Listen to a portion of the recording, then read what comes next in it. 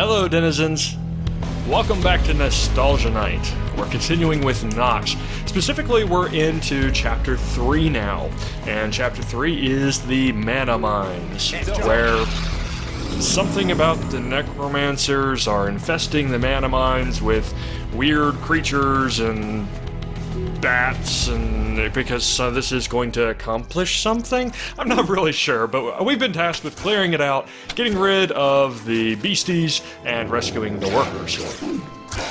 And if you missed episode 1, you may want to go back, you may want to see that, just to get an explanation of what this game is, what its pedigree is, who made it, and why it's part of my childhood and why I'm playing it now.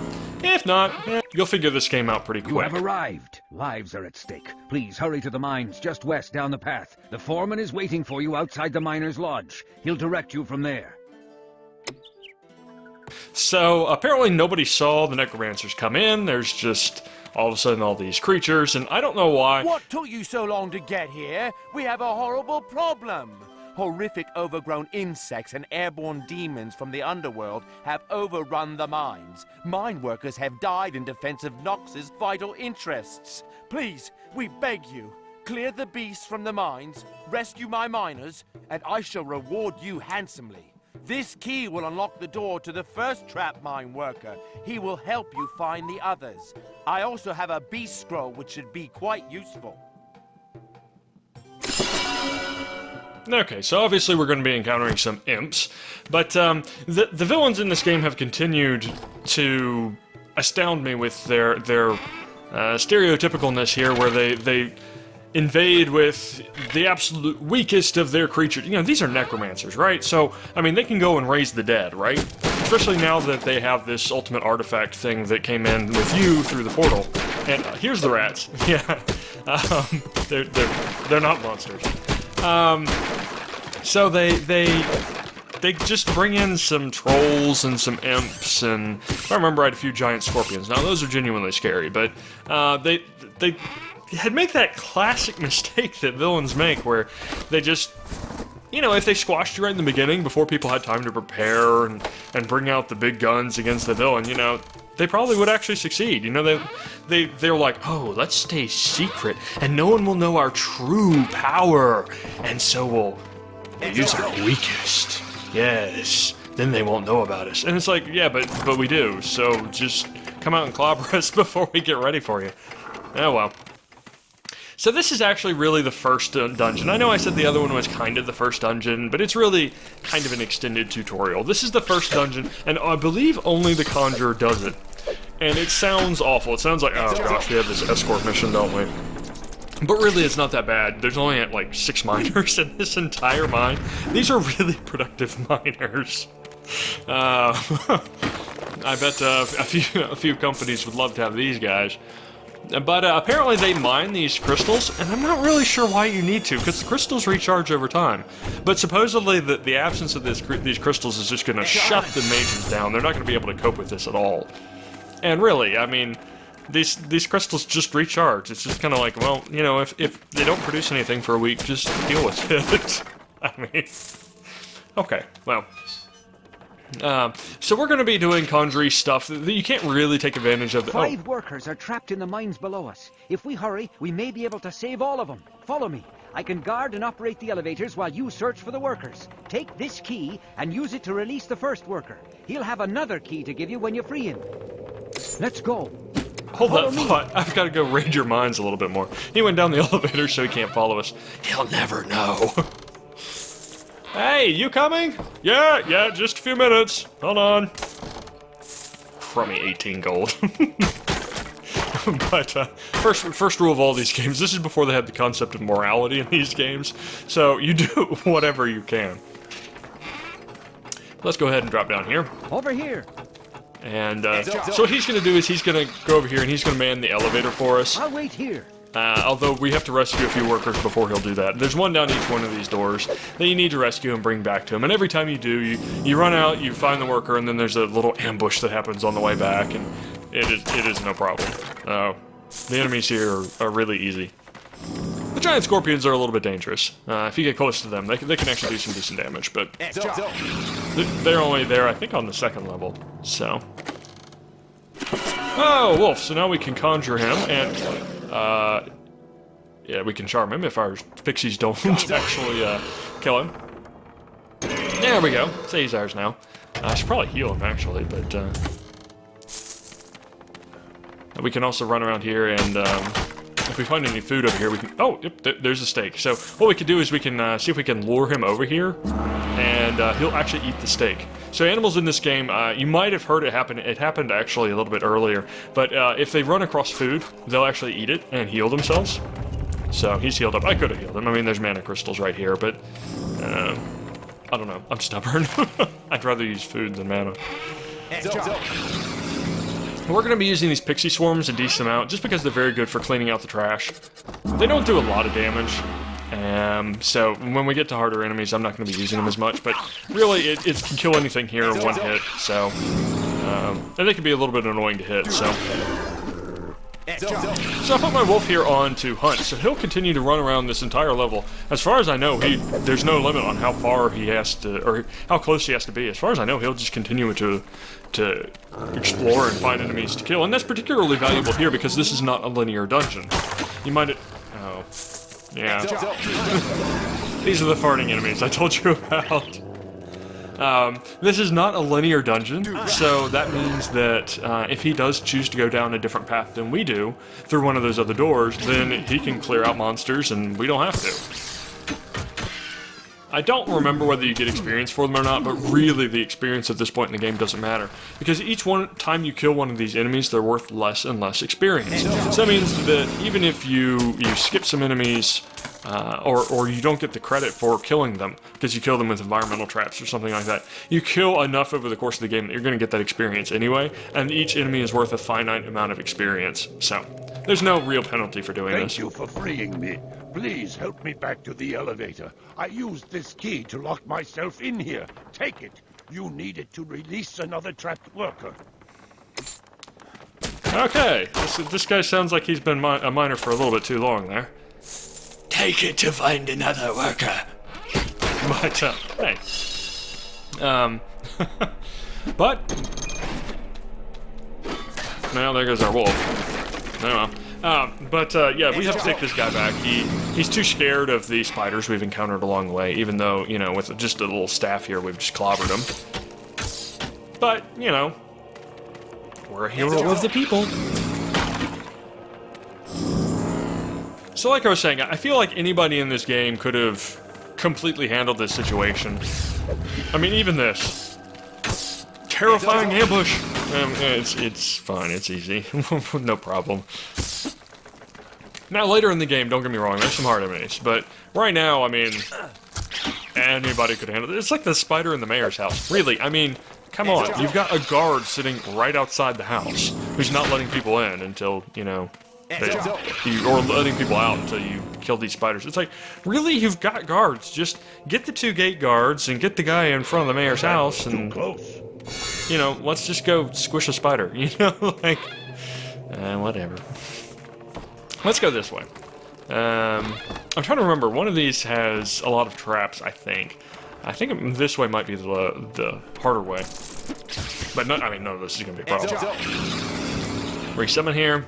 So they use this very nicely in the level design here, where it's the mana mines. So there's mana crystals everywhere. Really, when you start playing the game, they really are more rare than this. But here we go. Boom. Eat arrows.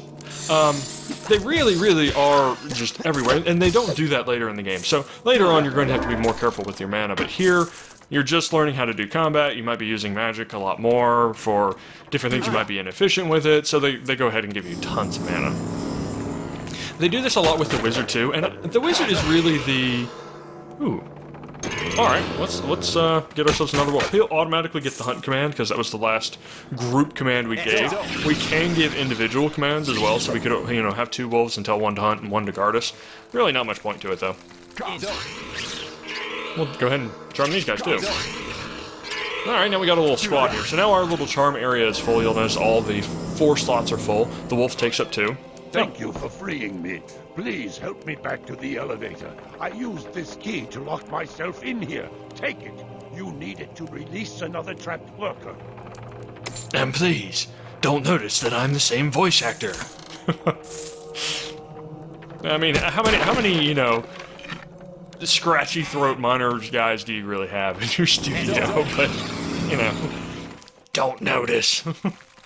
actually, you will hear the same voice actor several times. Not necessarily that one, but, here, let me heal you. You'll notice that villagers especially, they'll reuse voice actors and things like that. This isn't Skyrim or something where they're really obvious, but... That's poison. You had to run through a fart cloud. Come on, man. Okay, here's... No. Stupid bats. Okay, so he's got enough hit points. Let me kill these. Okay, so, Alright,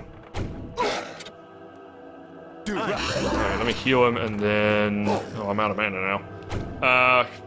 Cure poison? Do I have enough mana for that? Yes, okay. Oh, my wolf is also poisoned. Okay, don't have enough mana. He's probably gonna die. Animal lovers, no! PETA! Oh, well. It wasn't cruelty, I just healed the man first, okay? Yeah, I could have done that smarter. It's okay. I now have no idea what I was saying. I don't know. Whatever. So now we've got the second... Is this the second guy? Yeah, this is the second guy. Let's go ahead and lead him back. Won't take us long here.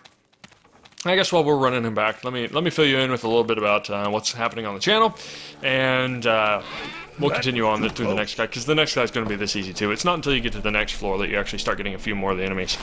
Okay, so you might have noticed a quantity drop in the number of videos. I know I've mentioned this.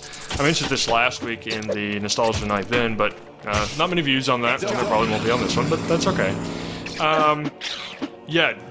Way large reduction in the amount of recording time I got. My wife had to go on antibiotics for something, and she had a reaction to those, and she got disoriented, she got dizzy, nauseous, and then she started getting throbbing, pulsing pains in her neck, and called the doctor, and they, after several days, it was getting progressively worse. We didn't really notice, but it was getting progressively worse, and when we finally did call the doctor, they're like, yeah, stop using it immediately. If it gets any worse, go to the emergency room. Fortunately, it didn't, but there were a number of days there where I had to help take care of our small child, and the time that my wife normally takes the child out, and I get the house to myself, such as right now, to record in, I didn't get that.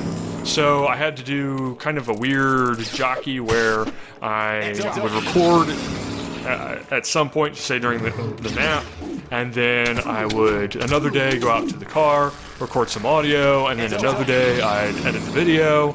So it'd take me like 3 days to really get a video together. Please take me back to the elevator. Same voice actor. And so I really did not get the amount of recording time I usually get. Really noticeable, and I apologize for that. Now, fortunately, it did kind of coincide with the finale of Star Sector, which I'm quite pleased with. I was happy with how that turned out. It may not have been obvious, but that actually was post-commentary, and for that reason, I just I knew I wanted to get another video out. That's definitely what you guys enjoy the most. Excellent. I'll start talk the to elevator this guy now. first. Take this key. It's for the locked doors down below. There you go. That's what you guys enjoy the most, and honestly speaking, I enjoy it too, so the fact that you guys enjoy it and I enjoy it, okay, I'll record more of it. But I wanted to go ahead and get that up because I knew I wanted to wrap that up and move on to the mods, but I didn't feel that I hinted at a good stopping point. So I felt very good with where that episode ended. We got to see a super capital ship. You got to see me make some pretty bad mistakes. And I was really kind of happy with how that turned out.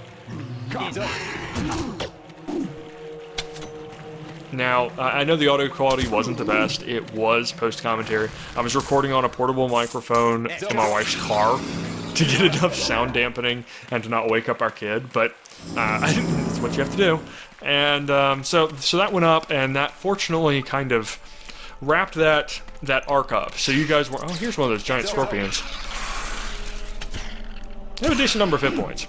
Bow is definitely the best weapon against them. Apparently they decide you need more healing here. Actually, maybe if this is just in case you missed the book earlier. I don't remember whether we had to buy the book or whether we picked it up. Anyway. So we kind of wrapped up Star Sector, and so a slight reduction in the quantity of videos really wasn't as noticeable as it might have otherwise been. So I apologize for that. I know you guys aren't waiting with bated breath for my videos, but I do apologize for the significant drop in quantity. You know, I really try for really about 4 episodes a week. I'm shooting for Monday, Wednesday, Friday, and then 1 video over the weekend. Whether it's Saturday or Sunday, you know, I don't really care either way. I get a little bit more time on the weekends to edit the videos because, you know, it's okay if I stay up a little bit later. I can. I also get the whole nap instead of coming home in the middle of it, and that sort of thing. So, yeah. So I apologize for that. I know you guys might not notice or care as much, but I do, and that's one thing I want to get better at is having a regular content stream on the channel. Because even if I don't have, you know, the hordes of people slavering away from my videos, I at least want to be a consistent quality level, and you guys know what to expect from me, so you don't feel like you're not getting what you expect. You know. In other news, I am planning. Ooh, explosives. Let's go over here first. I can hear them fighting. I am planning on starting another channel soon. Not channel. Excuse me. I'm planning on starting another playthrough.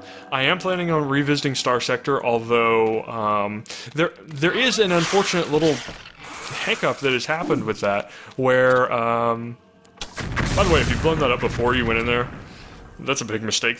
We already killed 3 scorpions here, I think. Yeah. Anyway.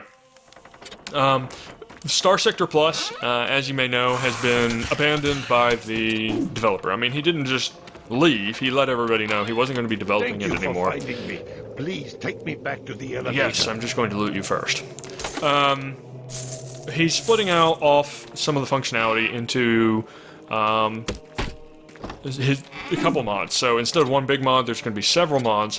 But the biggest impact of this is the campaign rebalancing that I really want is not part of that. It's not being maintained unless somebody else picks it up and carries it forward, which is definitely going to take some time for people to get, even if they do, to get used to the code and advance it further.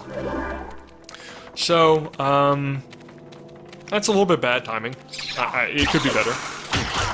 Yeah, he hurts. He might kill me if he hits me again. Oh, okay, I can't shoot either because of our stupid people. Okay, there we go. Now I gotta cure him. Anyway, so I was planning on using that because... Did that not heal the right guy? Okay. There we go. So I was planning on using that, and I still can. I mean, the mods are...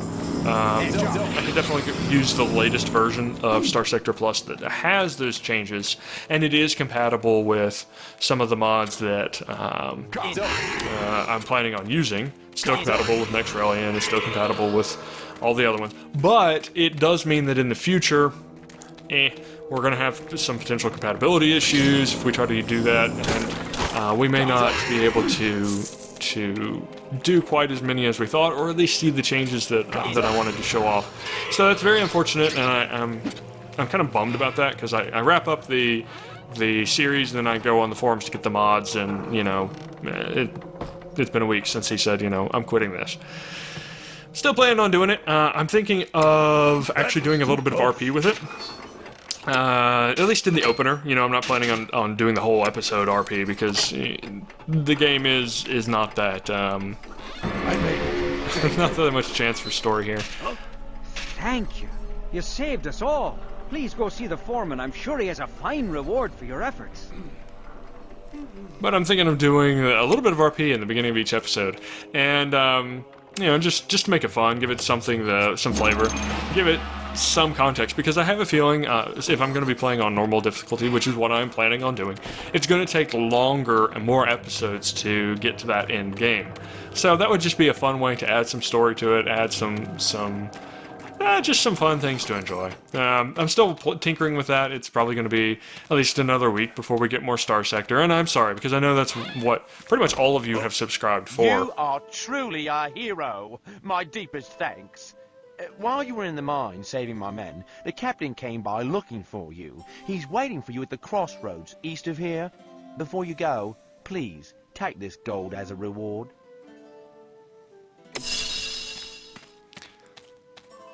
But I'm also planning on oh, hold on.